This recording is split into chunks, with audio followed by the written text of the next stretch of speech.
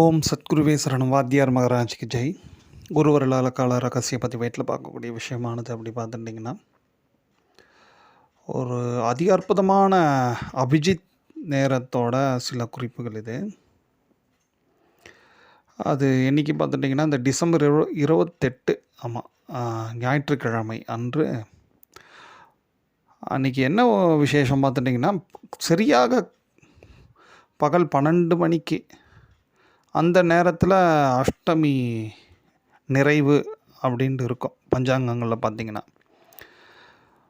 இதில் என்ன ரொம்ப விசேஷம் அப்படின்ட்டு நீங்கள் பார்த்துட்டிங்கன்னா, இந்த அஷ்டமியும் நவமியும் எப்பொழுது இந்த திதி சங்கமும் ரொம்ப ரொம்ப பவர்ஃபுல்லான ஒரு விஷயம் அப்படின்ற ஒரு விஷயத்தை வாத்தியார் நமக்கு குறிப்பிட்டு சொல்கிறார். அதன்படி நீங்கள் பார்த்துட்டிங்கன்னா, இந்த அஷ்டமியும் நவமியும் கரெக்டாக அபிஜித்துன்ட்டு சொல்லக்கூடிய அது உச்சி காலம் பகல் 12 மணிக்கு அந்த நேரத்தில் இணையிறது மிக மிக அபூர்வமான ஒரு நிகழ்வு. நீங்கள் வேணால் பஞ்சாங்கங்களை எடுத்து பாருங்கள், பல வருஷம் பஞ்சாங்கம் கூட பாருங்களேன். கரெக்டாக இந்த மாதிரி ஒரு உச்சி காலத்தில் 2 திதி சங்கமமாவது ரொம்ப ரொம்ப ஒரு அபூர்வமான நிகழ்வு. அதுலேயும் குறிப்பாக அஷ்டமி நவமி. ஏன் அஷ்டமி நவமிக்கு இவ்வளோ ஒரு இம்பார்ட்டன்ட் வாத்தியார் பண்ணுறாருன்னா, அந்த நேரத்தில் நம்ம சூரிய பூஜை, சூரிய பகவானோட ஸ்லோகங்கள், ஆதித்யதியம், சாக்ஷோனபேஷத், அப்புறம் இன்னும் சூரிய சகஸ்ரநாமத்தை கூட சொல்கிறார் வாத்தியார். நீங்கள் தேடி கண்டுபிடிச்சி சொல்லுங்க அப்படின்றார். அதோட பலன்கள் என்ன அப்படின்ட்டு பார்த்தாச்சுன்னா, ஏன்னா ஒன்று அந்த நேரத்தை குறிப்பறிஞ்சு அந்த நேரத்தில் மனக்கட்டு உக்காஞ்சி ஏதாவது ஒன்று பண்ணுறோன்னா என்ன நடக்கும் என்ன கிடைக்கும்ன்றது ஒரு ஆழ்மனதோட ஏக்கம் எப்பொழுதுமே எல்லாருக்கும். அது தெரிஞ்சுட்டு நம்ம பண்ணுறச்சே இன்னும் ஒரு நல்ல ஆத்மார்த்தமாக நிச்சயமாக பண்ணுவோம்.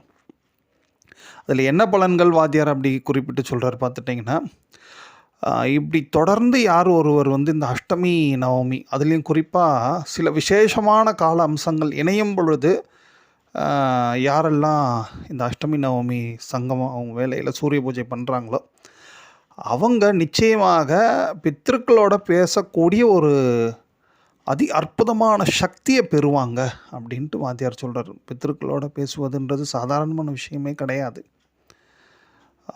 ஏன்னா பித்ருக்கள் அப்படின்ற ஒரு விஷயமே அமானுஷ்யமான ஒரு விஷயம் அது. ஏன்னா அவ்வளோ சீக்கிரத்தில் அவங்க யார் கண்ணுக்கும் தெரிய மாட்டாங்க. பட் ஆனால் அவங்க எப்பொழுதுமே பின்னாடி இருந்துட்டு நல்ல உத்தமமான அடியார்கள், உத்தமமான தெய்வீகத்தில் இருக்கிறவங்க பின்னாடி நிச்சயமாக அவங்க பித்ருக்கள் தான் இருந்து இயக்குறாங்க. அது ஒரு மிகப்பெரிய உண்மை. பட் ஆனால் இந்த மாதிரி ஒரு பூஜையை செய்வதனால அந்த பித்ருக்களோட தொடர்பு கொள்ளக்கூடிய ஒரு நிலை, அதுலேயும் பேசக்கூடிய நிலைன்ற அளவுக்கு சொல்கிறாரு. மிகப்பெரிய விஷயங்க அது. அந்த மாதிரி ஒரு நிலையை அடைஞ்சிட்டோம் வச்சிங்களேன், என்ன நடக்க போகுது, என்ன வரப்போகுது, எந்த பிரச்சனைக்கு என்ன தீர்வு எல்லாமே தெரிஞ்சிடும். அப்பேற்பட்ட ஒரு அபூர்வம் அமானுஷமான ஒரு சக்தியை தரக்கூடியது தான் இந்த அஷ்டமி நவமி சங்கமத்தில் நாம் செய்யக்கூடிய பூஜை, சூரிய பூஜை. அதில் குறிப்பாக இந்த மாதிரி அபிஜித்துன்ட்டு சொல்ல, ஏன்னா அந்த அபிஜித்தில் நம்ம எந்த ஒரு பூஜையை பண்ணாலுமே அது பன்மடங்காக அதோட பலன்களை நிச்சயமாக தந்துடும். அது பொதுவாக நம்ம எல்லாருக்குமே தெரிஞ்ச விஷயந்தான். அதுலேயும் சூரியனோட நாள் ஞாயிற்றுக்கிழமை அன்றே இப்படி ஒரு நிகழ்வு ஏற்படுவது மிக மிக அபூர்வம். அதில் இன்னொரு பெரிய விஷயமும் உண்டு. இந்த காலபுருஷ தத்துவத்தில் 12 ராசி வீடுகள் இருக்குது, மேஷத்துலேருந்து மீனம் வரைக்கும்.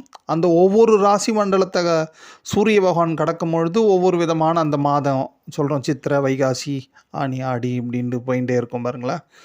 ஒவ்வொரு மாதமும் ஒவ்வொரு விதமான சிறப்பான விஷயங்கள் தாங்கி தான் இருக்குது. பட் ஆனால் இந்த மார்கழி மாதம் மட்டும் முழுமையாக தெய்வீகத்துக்குரிய ஒரு மாதம் அது.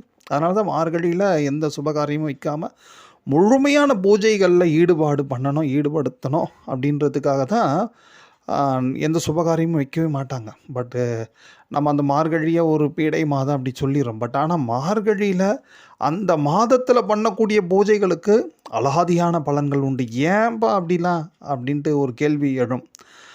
அது ஏன் அப்படி பார்த்துட்டிங்கன்னா, அந்த காலபுருஷன் அப்படின்ட்டு சொல்லக்கூடிய அந்த காலபுருஷனுக்கு 9ஆம் வீடு தான் தனுர்.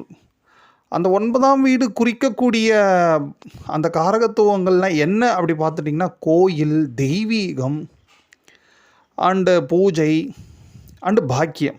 இதெல்லாம் பண்ணா தான் பாக்கியம் கிடைக்கும். அது வேறு விஷயம் வச்சுங்களேன். ஸோ அதை குறிக்கக்கூடிய இடம் தான் இந்த தனுர் வீடு, 9ஆம் வீடு. ஸோ அப்போ அங்கேயே இந்த சூரிய பகவான் அவர் தான் இந்த மாதத்திற்கெல்லாம் அதிபதி. இந்த 12 மாதத்திற்கும் அதிபதி தேவதா யாருன்னா சூரிய பகவான் தான். அவரை வச்சு தான் ஒவ்வொரு மாதத்தையும் நம்ம கணக்கீடு பண்ணிட்டு இருக்கோம். நாட்கள் வந்து சந்திரனும், மாதங்கள் வந்து சூரியனை வச்சு. ஸோ அப்போ அந்த மாதத்துக்குரிய அந்த சூரிய பகவான் எங்கே சஞ்சாரம் பண்ணுறாருன்னா, மார்கழி மாதம் என்ற தனுர் மாதத்தில். ஸோ அப்போது இந்த மாதிரி நம்ம சூரிய பூஜை பண்ணும்போது இன்னும் கூடுதலான சிறப்பான பலன்கள், பாக்கியங்கள் உண்டு. அதனால் இந்த ஒரு அற்புதமான இந்த நேரத்தை ஜஸ்ட்டு என்ன உங்களுக்கு ஒரு 1/2 hour அவ்வளோதான். ஒரு 11:45, 11:50 சம்திங் அவ்வளோதான். அந்த டைமில் ஆரம்பித்து ஒரு 12, 10, 12:15 வரைக்கும் நீங்கள் உங்களால் முடிஞ்ச சூரிய நாமங்கள், சூரிய துதிகள், இன்னும் விசேஷமான சில வாத்தியார் அருளிய 21 சூரிய நாமாவளிகள் கூட இருக்குது. அதை கூட உங்களுக்கு ஃபோட்டோஸில், வீடியோவில் அனுப்புகிறோம் பாருங்கள். அதை கூட சொல்லலாம். ஸோ இதெல்லாம் பண்ணுறதுனால நிச்சயமாக நாளைக்கு பண்ணிவிட்டு நாளன்னைக்கே பித்திருக்களை தேடி யோசிச்சுட்டு இருக்கக்கூடாது, என்ன யாருமே வந்து பேசலையே அப்படின்ட்டு. ஆனால் இவ்வளோ ஒரு விசேஷமான ஒரு காலத்தில் நம்ம இந்த அஷ்டமி நவமி சங்கமம் வேலையோட பூஜையை பண்ணதுனால இன்றைக்கி இல்லைனாலும் என்றைக்காவது ஒரு நாள் நம்மளோட ஸ்ரத்தை, நம்மளோட நம்பிக்கை அது வீண் போகாமல் நம்மளோட பித்திருக்கள், நம்மளோட முன்னோர்கள் நம்மளோட தொடர்பு கொள்ளுவாங்க. அப்படி ஒரு நிலை ஏற்பட்டுதுன்னா இந்த பிறவில எந்த விதமான துன்பமும் நிச்சயமாக கிடையவே கிடையாது. அதனால தான் நாளை அபிஜித் வந்து ஒரு அமானுஷ்ய சக்தியை தரக்கூடிய ஒரு விசேஷமான அபிஜித். அந்த நேரத்தை யாரும் நிச்சயமாக வீணடிக்காதீங்க. ஓம்.